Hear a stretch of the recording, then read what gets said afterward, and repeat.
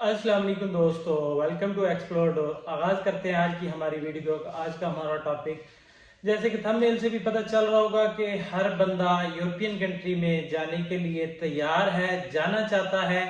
ठीक है, कुछ लोगों के फ्रेश पासपोर्ट हैं, कुछ लोगों की ट्रैवल हिस्ट्री है, लेकिन उनको समझ नहीं लग रही कि हम किस तरीके से किस कंट्री का वीजा अप्लाई करें।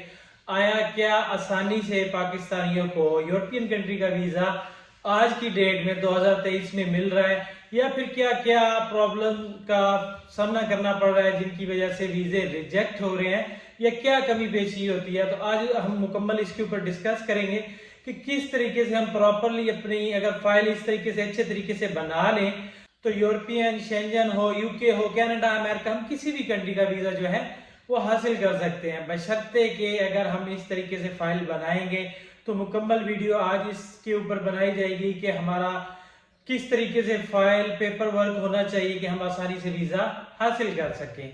तो चलते हैं वीडियो की डिटेल की तरफ। डिटेल में जाने से पहले नए आने वालों के चैनल पर खुशामदीद, वेलकम। साथ ही साथ चैनल सब्सक्राइब कर ले ताकि ऐसी आने वाली बेशुमार वीडियोस आप तक पहुंचती रहें। तो वीडियो की डिटेल कुछ इस तरीके से है कि मुझे इतनी ज्यादा कॉल्स आती, इवन के लोगों की ना कोई ट्रैवल हिस्ट्री होती है, ना कोई डॉक्यूमेंट्स रेडी होते हैं, किसी न किसी तरीके से उन्होंने अपॉइंटमेंट्स ले ली है और कहते हैं जी हमने वीजा अप्लाई करना है।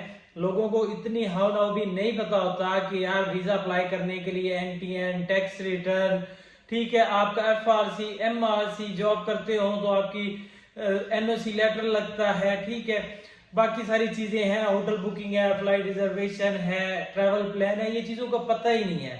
लेकिन क्या है जी, बाहर जाना है, बाहर जाना है। लेकिन बाहर जाने के लिए जब तक आप एक खास तरीका नहीं अपनाएंगे तो ऐसे एजेंटों के हत्थे चढ़ते रहेंगे जो कहेंगे जी 30,000 दे दो, 40 दे दो, 50 दे दो, लाख दे दो, बाद में इतने देना, पहले इतने दे देना। तो वो आप पैसे अपने जाया करते रहोगे। जब तक आप प्रॉपरली अपनी विजिट वीजा के लिए फाइल नहीं बनाएंगे तब तक आपको ऐसे लोगों के हाथ में खिलौना बनना पड़ेगा। तो अगर आप प्रॉपर तरीके से अपनी फाइल बनाएंगे कि अगर आप फ्रेश पासपोर्ट ही है, सबसे पहले ये देखिए कि आपने पासपोर्ट बनाना है, आपका पासपोर्ट 6 मंथ वैलिड होना चाहिए, ठीक है। उसके बाद आपका आईडी कार्ड जो है वो भी 6 मंथ वैलिड होना चाहिए। उसके बाद हमें एफआरसी बनवाना होता है जो कि नादरा से बनता है। 1,000-1,200 रुपए आपकी फीस लगती है। नादरा के ऑफिस में जाए तो वो आपको एफआरसी बना देंगे।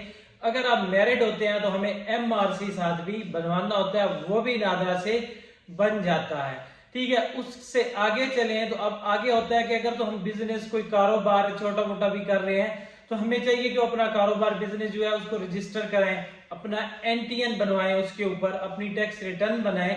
हम अपनी टैक्स रिटर्न में अपनी जो सालाना आमदन है वो बताएंगे, वो 1 लाख है, 2 लाख है, 3 लाख है, 4 लाख है, 5 लाख, 10, 15, 20 जितना भी है वो आप बताएंगे। उस हिसाब से वकील जो है आपकी टैक्स रिटर्न फाइल करेगा। मिसाल के तौर पे अगर आपके पास 2 साल की टैक्स रिटर्न है ही नहीं, हम कहते हैं कि 2 साल की टैक्स रिटर्न लगेगी, तो 2 साल की टैक्स रिटर्न एक ही साल बन जाती है एक ही दफा, यानी कि पिछले साल की भी आप लेट फीस जमा कराएंगे और इस साल की भी फीस जमा करवा के आप 2 साल की टैक्स रिटर्न बनवा लेंगे, ठीक है। टैक्स रिटर्न बन जाती है, एनटीएन बन जाता है। ये वकील एक ही दिन में, थोड़े टाइम में आपको ये चीजें प्रोवाइड कर देता है अपने एक मखसूस फीस लेके। मखसूस क्या है ये आप समझ लें कि 2 साल की टैक्स रिटर्न बनाता है, साथ में वो आपकी लेट फीस जमा करवाता है, तो तकरीबन 10-12 हजार रुपया आपका खर्चा आ जाता है, ठीक है। अब आगे चलते हैं, हमारा पासपोर्ट भी हो गया, एनटीएन भी हो गया, टैक्स रिटर्न भी होगी, ठीक है। तो आगे हमें चाहिए होता है कि जनाब हम अपना बिजनेस जो है वो रजिस्टर करवा लें, क्योंकि वो एक्स्ट्रा डॉक्यूमेंट्स है, सपोर्टिंग डॉक्यूमेंट्स है, लेकिन हमें वो फायदा देते हैं कि ये बंदा कारोबार कर रहा है, ठीक है, और इसकी ये रजिस्ट्रेशन है। तो चैम्बर में मेंबरशिप लेने के लिए, चैम्बर ऑफ कॉमर्स में मेंबरशिप लेने के लिए आपको आपके अकाउंट की स्टेटमेंट चाहिए होती है, तो आपकी टैक्स रिटर्न चाहिए होती है, 2 फोटोग्राफ चाहिए होती हैं, साथ में आपकी जो कंपनी आपने बनाई है उसका एक लेटर हेड पैड चाहिए होता है, और उसकी जो स्टैंप होती है वो चाहिए होती है चैम्बर की मेंबरशिप लेने के लिए। ये आपने लेके जाना है। साथ में आजकल 4,000 रुपया फीस है, वो लेके जाएंगे तो आपका 10 से 15 दिन में चैम्बर की मेंबरशिप और उनका जो है वो सर्टिफिकेट आपको घर भेज देंगे, ठीक है। अब आगे हम कहते हैं जी कि ये चीजें जब हो जाएं तो उसके बाद हमें अपॉइंटमेंट लेना होती है।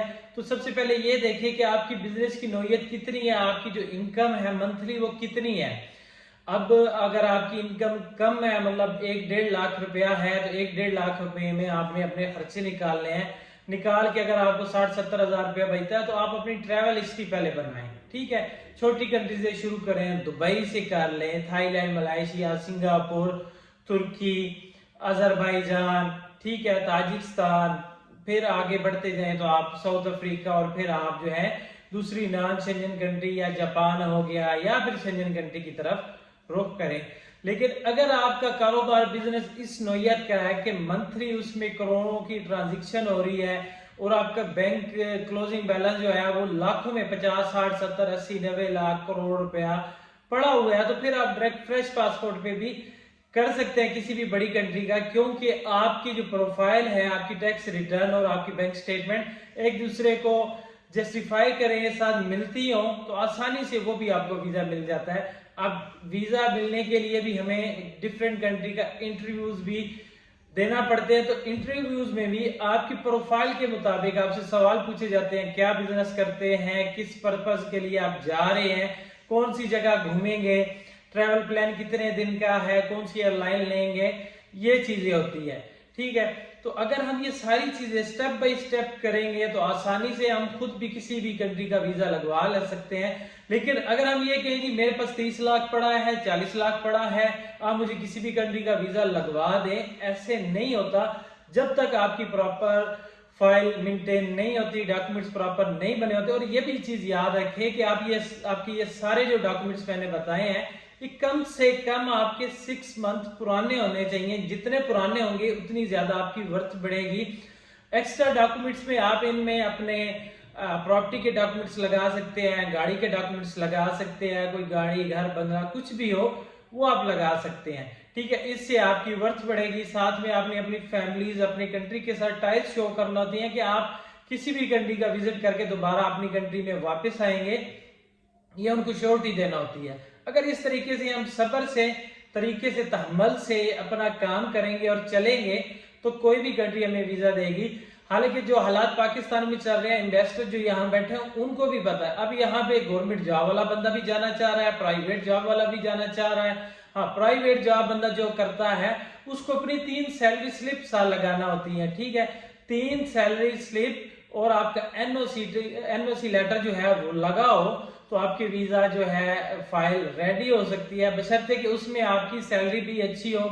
आपकी सैलरी कम से कम 1-1.5 लाख 2 लाख रुपया होनी चाहिए, जिसमें आपके खर्चे वगैरह निकाल के आपको 70-80 हजार रुपया बच रहा हो और हर महीने ऐसे ही आपकी बचत करते करते आपका अकाउंट बढ़ रहा हो, मतलब 12-15-20 लाख रुपए उसमें पड़े हो। तो ये इस तरीके से अगर आप फाइल अपनी बनाएंगे तो इंशाल्लाह कोई भी कंट्री आपको वीजा देगी। मजीद अगर कोई इंफॉर्मेशन लेनी हो तो आप मुझे डायरेक्ट कॉल कर सकते हैं या व्हाट्सएप कर सकते हैं। वीडियो अच्छी लगे तो लाइक शेयर जरूर कीजिएगा। Thank you.